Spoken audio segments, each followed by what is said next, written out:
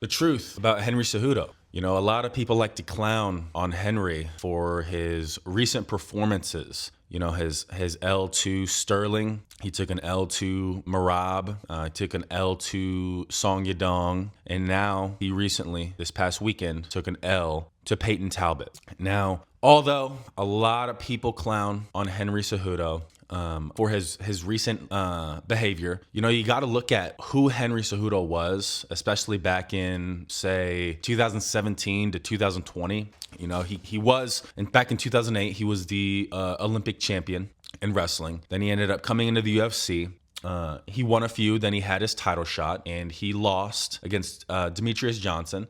And then he came back, rebounded, won a few, and then he had his second title shot against DJ in August of 2018. And it was a very close fight, but the judges gave the fight to Henry. And Henry, you know, having a close fight with DJ, you know, the GOAT of the sport, in my opinion, that's a very, very impressive feat, you know, win or lose. I know DJ had that really, really close fight against Tim Elliott, which was very impressive by Tim Elliott. But Cejudo beat DJ in 2018, and then in his next fight, he went on to defeat TJ Dillashaw. You know, TJ comes down to 125. You know, he used, EPO to get there, but Henry took him out. I believe it was in like 30 seconds. So at this point, he's beaten Demetrius Johnson. He's beaten TJ Dillashaw. And so now, you know, he's won the flyweight championship. He's defended the flyweight championship, arguably against two, you know, one definite GOAT, and then the other, and TJ Dillashaw, another GOAT of this sport. And so what he does next is he wants to move up to 135 and fight the next contender, the next number one contender, which is Marlon Moraes. And I'll say this now. Marlon Moraes, he's never been a champion. He's actually a police officer right now. But at the time, if you were around in 2019, you'd know that Marlon Moraes was a very, very scary fighter. He was the scary fighter of the bantamweight division. You know, you had guys like Peter Yan floating around at that time who was scary. He was the scary Russian, but Marlon Moraes was the scary Brazilian. And trust me, dude, around that time, he was head kicking people. He was knocking people out. He was very, very impressive. Dude was jacked out of his mind. He was a very, very scary and impressive fighter. And going into that fight, I was very, very worried for Henry Cejudo. I didn't see a world where Henry Cejudo was going to go in there and beat Marlon Moraes. Marlon Moraes was too big, too fast, too powerful, too strong, and too scary to beat this flyweight. And, you know, in that fight, in the first round, that's kind of what we saw. Marlon Moraes, he was way bigger. He was faster. He was chewing up the leg kicks. He was landing good strikes up to the head. And in that first round, he sort of just kind of outstruck.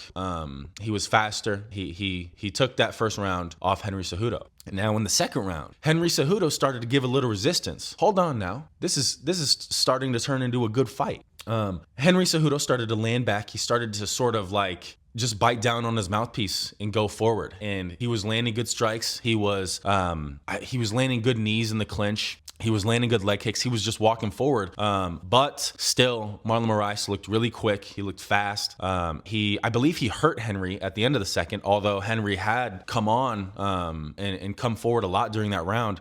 And so the first round, Marlon looked amazing. The second round, Henry's starting to come out a little bit. Henry's starting to walk forward and sort of being like, you know, we're just gonna fight. You know, you may want to keep it as a technical, you know, fight, but we're just gonna brawl. And in the third round, Henry is just walking forward, and Marlon is gassing out. And I'm watching this fight at home, like I'm never gonna doubt anybody ever again in this sport. I'm never ever gonna doubt anybody else ever again in this sport. You know, and this was one of those fights that made me realize, hey, you know, this is a fight. You know, at the end of the day, you can't doubt anybody, because I had no hope for Henry Cejudo going into that fight, and he made me a believer in Henry Cejudo. And in the third round, Henry Cejudo, he walked him down. Henry walked him down, Cejudo. and he ended up TKOing Marlon Moraes. Marlon Moraes completely gassed, which was a trend that we've seen from Marlon Moraes' career. He really gassed a lot. That was a big problem of his, other than his chin, of course. And maybe Henry Cejudo started that train. Maybe Henry Cejudo took something from Marlon, and in fact, he 100% did take something away from Marlon Moraes in that fight that Marlon Moraes could never get back. So he goes in there, he beats Marlon Moraes, which was incredibly impressive. Maybe not now, but at the time it was incredibly impressive what he did to Marlon Moraes. And then in his next fight, the pandemic happens, all pretty much the world shut down, but the UFC kept going.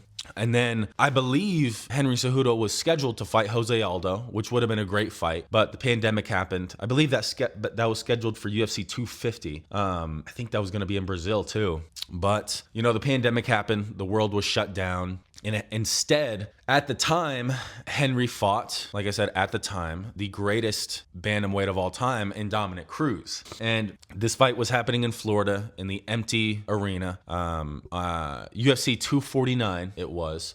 And Henry Cejudo goes in there and he knocks out Dominic Cruz. I believe it was in the second round with a perfectly timed knee to the face. If you look back on that fight and you look in the slow-mo after Henry landed the knee, it looked like Dominic Cruz was having a stroke. His face was kind of droopy. But he goes in there, lands the beautiful knee. He's landing actually good follow-up shots.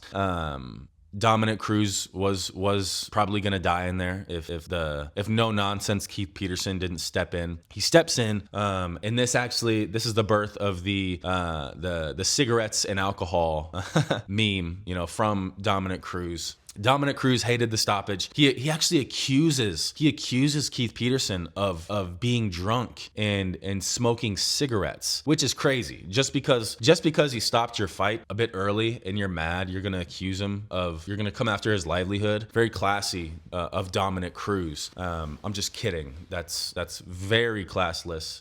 And I'm glad Dominic Cruz got knocked out in that fight. I'm glad Cheeto knocked him out. Yeah, so very classless by Dominic Cruz. Great job to Henry Cejudo for knocking him out. Beautiful performance. But then in the post-fight interview, Henry Cejudo decides to retire. He's in the prime of his career. He decides to retire. He says he's got a beautiful family. He wants to raise his family, and he's done with fighting. Turns out he just wanted more money. This was a contract dispute, and he was trying to negotiate his way into more money. I think he overshot how much the UFC valued him, because after this, they immediately moved on. I believe this fight took place in May, and then they had the vacant shot with Peter Yan and Jose Aldo. They had that in July, so they pretty much immediately moved on from Henry Cejudo. Henry Cejudo overshot his value to the UFC. But I think why I wanted to make this video is to discuss Henry Cejudo's legacy and what he's accomplished and what he can look back on and what he left behind in the sport of MMA. And dude, he's accomplished what every single fighter wants to. He's accomplished the one thing that every single UFC fighter, every single MMA fighter wants to achieve. He's accomplished it twice over. Becoming champion at 125, beating the DJ, the most accomplished UFC champion in history,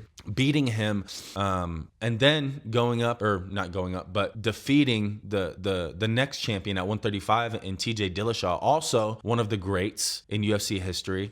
Beating those two guys, getting 2 belts, being Olympic champion.